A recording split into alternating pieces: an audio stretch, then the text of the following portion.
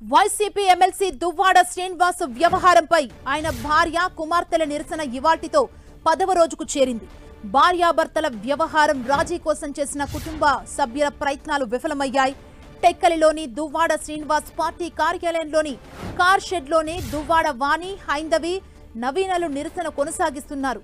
దువ్వాడ వాణికి కుటుంబ సభ్యులు మద్దతుగా నిలిచారు. ఎమ్మెల్సీ దువ్వాడ శ్రీనివాస్ మాత్రం కొత్త ఇంటికి మాత్రమే పరిమితమయ్యారు. తమకు ఇంటిలోకి అనుమతి ఇవ్వాలని దువ్వాడ భార్య, కూతుళ్లు తమ నిరసన కొనసాగిస్తున్నారు.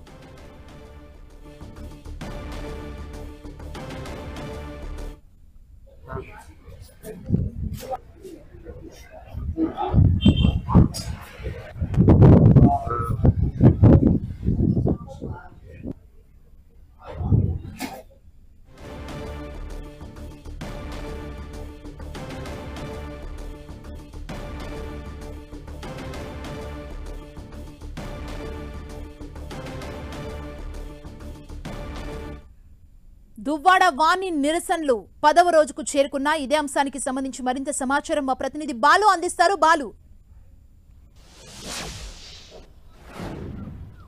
సుమా, ఏదైతే దువ్వాడ శ్రీనివాస్ గారి వివాదం గత 10 రోజుల నుంచి కొనసాగుతుంది. దువ్వాడ శ్రీనివాస్ కానీ అటు వాణితో పాటు ఇది మాధురికి సంబంధించిన ఇష్యూ ఇప్పటికే అనేక ట్విస్టులు రకరకాల మలుపులు జరిగింది. ఒకవైపు మాధురికి యాక్సిడెంట్ జరగడం, ఆమె అజ్ఞాతంలోకి వెళ్ళిపోవడం కూడా జరిగిన పరిస్థితి. వైజాగ్లో ఆమె ఉంటున్న పరిస్థితి ఉంది. ఒకవైపు దువ్వాడ శ్రీని ఇంటికే పరిమితమయ్యారు. 10 రోజుల నుంచి కూడా ఇంట్లోనే ఉన్నారు. వాణి కూడా దువ్వాడ శ్రీని ఏదైతే కొత్త ఇంటి కట్టారో ఆ ఇంటి కారు షెడ్లోనే వాణి కానీ, ఆ పిల్లలు హైందవి కానీ, ఆ నవీన కానీ ముగ్గురు కూడా అక్కడే ఉంటున్న పరిస్థితి అయితే ఉంది. అయితే ఇప్పటికే అనేక మార్లు కుటుంబ సభ్యులు చర్చలు జరిపారు. 5 డిమాండ్లు పెట్టారు. 5 డిమాండ్లో ఏవైతే ఫ్యాక్టరీస్ సంబంధించి కానీ అవి ఇవ్వడానికి ఒప్పుకున్నారో దాంతోపాటు ఏదైతే పాత ఇల్లు ఆ రెండింటితో పాటు పిల్లల చదువుల విషయంలో అయితే ఒప్పుకున్నప్పటికీ మరో 2 డిమాండ్లను అయితే దువ్వాడ శ్రీని వెనక చేశారు. ఏదైతే డైవర్స్ ఇష్యూకి సంబంధించి కుటుంబ సభ్యులు వెనక్కి తీసుకోవాలని చెప్పిన దానిపై ఆయన వెనక్కి తీసుకునే ప్రసక్తి లేదంటూ కూడా చెప్పుకొచ్చారు.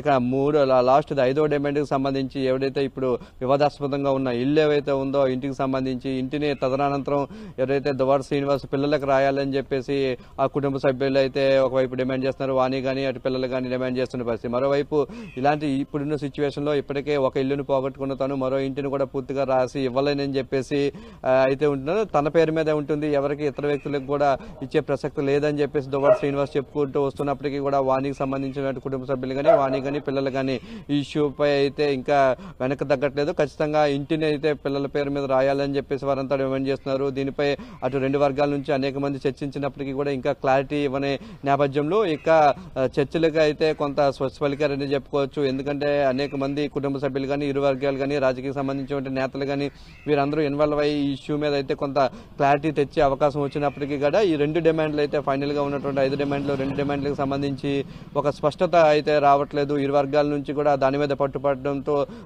ఎవరి పని అయితే వాళ్ళు చూసుకుంటున్నారు. వీళ్ళు ఇక్కడ షెడ్ లో నిరసన వ్యక్తం చేస్తున్నారు. అటు దువ్వాడ శ్రీని ఇంట్లోనే పరిమితమై మొత్తం లాక్ చేసుకున్న నేపథ్యంలో తమ పోరాటాన్ని మరింత ఉధృతం చేయాలని చెప్పేసి వాణి కానీ అటు హైందవి కానీ నిర్ణయించుకుంటున్నారు. దీనిపై మరో స్టెప్ ముందుకు వెళ్లాలని చెప్తున్నారు. ప్రత్యక్ష పోరాటానికి అయితే ఇంకా తమ పోరాటాన్ని మరింత ఉధృతం చేసుకునే పరిస్థితి ఉంది. మరోవైపు ఈ ఓవరాల్ ఇష్యూని అటు పోలీసులు కూడా సునిశ్చితంగా పరిశీలిస్తున్నారు. కుటుంబ వివాదం కావడంతో ఓన్లీ ఎస్కార్ట్ని ఇచ్చి లోనే ఉంటూ ప్రస్తుతం చూస్తున్నారు. దీనిపై ఒకవైపు డైవర్స్ సంబంధించిన నోటీసులు ఇచ్చిన దువ్వాడ శ్రీనివాస్ అటు కోర్టు ద్వారా తమకు న్యాయం జరుగుతుందనే విధంగా ఆయన వెళ్తున్నారు. ఓవరాల్ గా ఏదైతే ఫ్యామిలీ ఇష్యూ కాబట్టి అటు పోలీసులు కానీ అటు కోర్టులు కానీ జోక్యం చేసుకుంటేనే దీనికి స్పష్టత వస్తుందని దువ్వాడ వర్గం భావిస్తుంది. వాణి మాత్రం తమ డిమాండ్లు నెరవేరే వరకు ఇక్కడే దీక్ష చేస్తామని చెప్తూ ఆమె అక్కడే ఉన్న పరిస్థితి ప్రస్తుతానికి కనిపిస్తా ఉంది.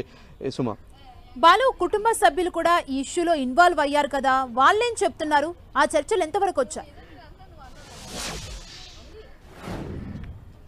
కుటుంబం సంబంధించి సభ్యులు ఎవరైతే ఉన్నారో అటు వాణి నుంచి ఆమె సోదరి రాధాతో పాటు మరి కొంతమంది వెళ్లారు. ఇటు దువ్వాడ శ్రీనివాస్ సంబంధించి దువ్వాడ శ్రీధర్ బాబా ఎవరైతే ఉన్నారో ఆయన చర్చల్లో పాల్గొన్నారు. వీరితో పాటు మధ్యవర్తులుగా కుటుంబ సభ్యుల్లోనే కుటుంబంలో ఉన్నటువంటి లాయర్లు అయితే పాల్గొనడం జరిగింది. అయితే ఓవరాల్ ఇష్యూలో వీళ్ళంతా కూడా చర్చిస్తున్నప్పటికీ కూడా మొత్తం వివాదం అంతా కూడా ప్రస్తుతం దువ్వాడ శ్రీనివాస్ ఉంటున్న బిల్డింగ్ చుట్టే తిరుగుతుంది. బిల్డింగ్ సంబంధించి తమకు ఇవ్వాలని చెప్పేసి ఇటు కుటుంబ సభ్యులు ఒక ప్రపోజల్ పెట్టారు వాణి తరపు నుంచి. అయినప్పటికీ అటువైపు దువ్వాడ శ్రీనివాస్ కానీ దువ్వాడ శ్రీనివాస్ తమ్ముడు శ్రీధర్ గాని ఇది సొంతంగా దువ్వాడ శ్రీనివాస్ సంపాదించుకున్న ఆస్తి. ఇది కానీ ఒకవేళ బయటికి ఇది రాసిస్తే వెంటనే దీనికి కూడా తాళం వేసే అవకాశం ఉంటుంది. ఎందుకంటే గతంలో దువ్వాడ వాణి ఇద్దరికి మధ్య ఇష్యూ జరుగుతున్న నేపథ్యంలో సుమారు 20-30 రోజులు ఇంటికి తాళం వేసి ఆయన ఇంటికి రానివ్వలేదు. ఈ నేపథ్యంలో తాను పలాసలో ఆశ్రయం ఇచ్చాను, తన తల్లి దగ్గర ఉన్నాడు, కొన్ని దగ్గర హోటల్లో దగ్గర నివసించాడు. ఈ నేపథ్యంలోనే ఎలక్షన్ సమయంలో ఈయనకి ఇల్లు ఇక్కడ కట్టామని చెప్తున్నారు. ఇప్పుడు ఈ పేరు మీద అయితే తన పేరు మీద ఉంటుంది, వేరే వ్యక్తులకు ఎవరికైతే ఇచ్చే అవకాశం లేదని చెప్పేసి అటు దువ్వాడ శ్రీధర్ చెప్తున్న పరిస్థితి. దువ్వాడ శ్రీనివాస్ కానీ తనకి